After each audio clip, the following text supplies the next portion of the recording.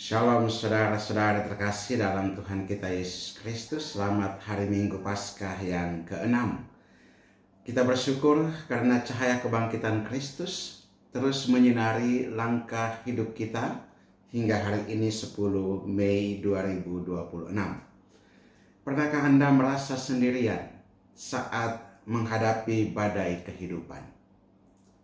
Saat masalah datang bertubi-tubi, kita sering merasa ditinggalkan.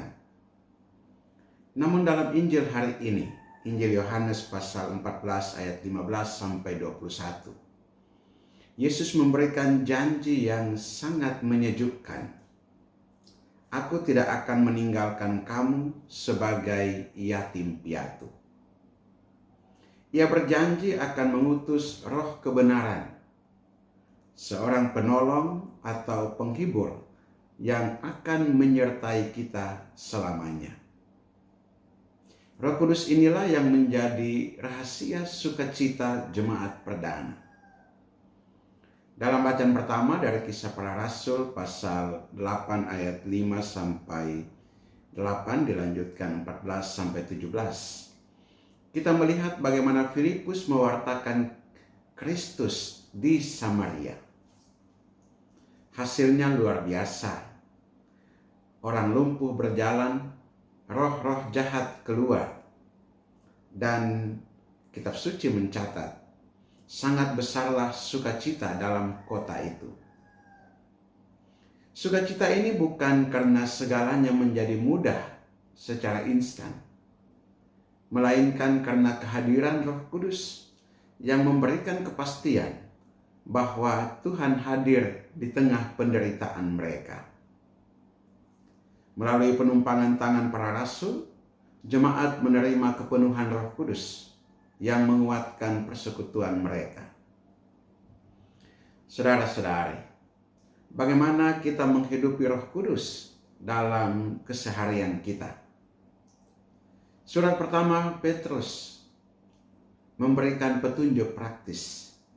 Siap sedialah pada segala waktu untuk memberi pertanggungjawaban kepada tiap-tiap orang yang meminta pertanggungan jawab dari kamu tentang pengharapan yang ada padamu.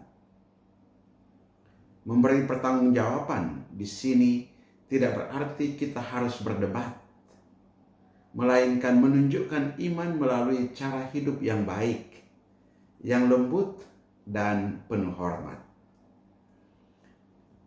Di wilayah Kei Besar ada satu semangat yang disebut Maren dan Kei pada umumnya, gotong royong dan kebersamaan yang tulus. Saya teringat kisah seorang ibu yang baru saja kehilangan rumahnya karena musibah kebakaran. Meskipun ia kehilangan harta benda, ia tidak kehilangan harapan. Ia berkata kepada tetangganya, "Saya sedih, tapi saya tidak takut, karena Tuhan punya cara untuk menolong saya." Keteguhan hati ibu ini adalah wujud nyata dari kehadiran Roh Kudus. Roh itu bekerja bukan hanya dalam hati sang ibu, tetapi juga menggerakkan hati warga kampung untuk bergotong royong membangun kembali rumahnya. Inilah sukacita Samaria yang hadir di Kepulauan Kei, di tanah Kei. Ketika kita mengasihi dan menaati perintah Tuhan, Roh Kudus bekerja secara ajaib untuk mengubah ratap tangis menjadi tarian syukur. Sebagaimana yang kita serukan dalam Mazmur hari ini, bersorak-sorailah bagi Allah, hai seluruh bumi. Saudara-saudara terkasih, dalam minggu ini, baiklah kita menjadi penghibur bagi sesama. Jika melihat teman atau tetangga yang sedang putus asa, hadirlah bersama mereka. Tidak perlu kata-kata yang muluk, cukup tunjukkan kasih dan perhatian yang tulus. Itulah tanda bahwa Roh Kudus benar-benar tinggal di dalam kita. Marilah kita berdoa. Allah Bapa yang Maha Baik, terima kasih atas janji-Mu yang tidak pernah meninggalkan kami sendirian. Utuslah Roh Kudus-Mu ke dalam hati kami, agar kami senantiasa dipenuhi sukacita dan keberanian untuk mewartakan kasih-Mu.